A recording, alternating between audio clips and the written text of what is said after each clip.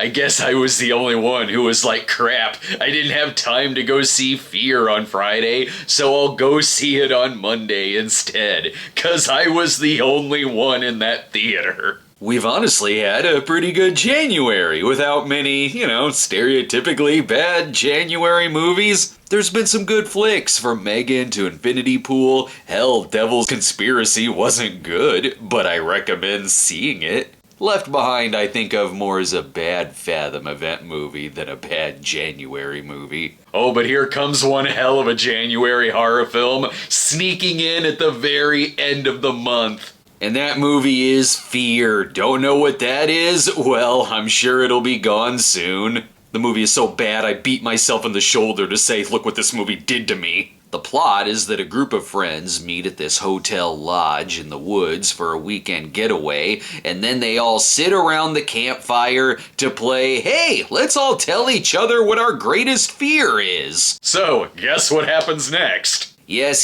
the hotel is a hotbed of witchcraft and human sacrifice that preys on their greatest fears to scare them so bad they'll end up killing themselves. I love when they get close to the truth, so the ghost wipes out their internet connection, where we see the bars decreasing. Oh, and it's also a COVID movie. They're all trapped inside the hotel because the news told them that a new strand has spread all over the country, which could kill you within hours, so now they can't go outside. Or is it the witch screwing with them? Doesn't matter, they're all stupid about it. They're like, what's with Lou? He's in his room sweating and looks sick. And dude is like, oh, he told you he has allergies. Why would he lie about that? Then one girl coughs like, and the same guy's like, oh, that's just her asthma. I love when their big plan is to go into the infected man's room, and to protect everyone,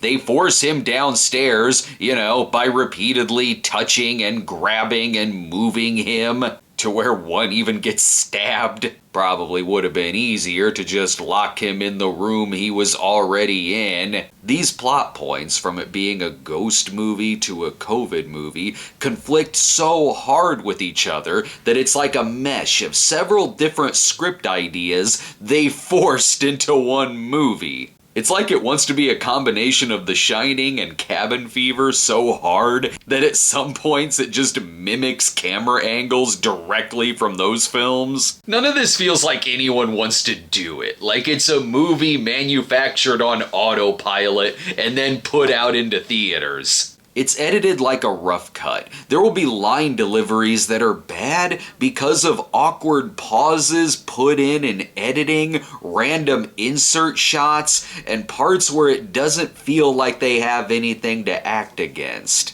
And some of it is weird. Joseph Sikora looks like someone told him the movie takes place in 1956, and they just ran with it. And wait till I get to the ending. My God. But before the ending, the movie kinda gets better in the last 20 minutes, only because a lot of chaos starts happening. They did step up the filmmaking here, and it looked like that's where all the ambition went. Even if it's still just a lot of the basics you'd put in a movie like this, from the flickering lights, to old-timey music on the record player, to the witch being this spinning CGI blob mess. I'll give it a D. It's just routine, jumbled nonsense, and that's it. But okay, now I'm gonna spoil the shit out of this. So way early in the movie, when they see on the news that they're talking about this new strand that prevents them from going outside, one of the girls is like, yeah, you know what, I still don't want to stay here anymore. I'm gonna take my chances and go home. And then she leaves, and I forgot about her through the rest of the movie. This is one of those films where the characters are very non-distinct. Like, they all have lines that could be interchanged with each other. So then it gets to the end of the film, and the main girl in the movie, she survives because she defeats the witch by reading scripture to the witch, and then realizing, oh, if I know that this is all just hallucinations, then I can simply leave. And then she does leave, and it's perfectly normal outside. Like, people are walking around, and then she begins getting text messages. And she gets texts from the girl who, like, an hour prior left the hotel, and the texts are like, yeah, everything's fine outside. All that stuff on the news about this airborne virus, yeah, it's not real. I made it home safe. You should be able to leave just fine. And then she gets another text that goes, I just looked up this hotel you're staying at. You need to call me immediately. And then the movie ends, and this was my favorite part. So I guess the movie had an alternate title or a working title, and at one point it was called Don't Fear, and I know this because that's the title that it flashes at the end of the movie.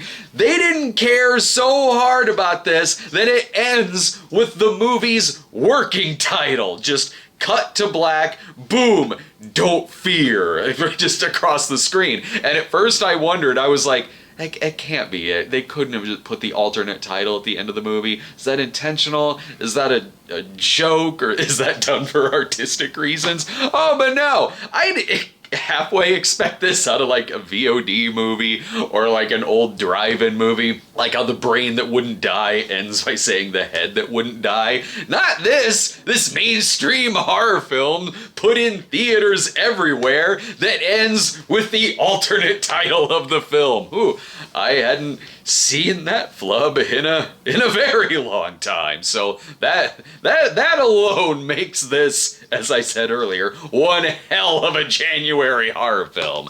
Alright, thanks for watching, everyone, and be sure to check out our other recent reviews like Infinity Pool and the new Left Behind, and we'll see you next time.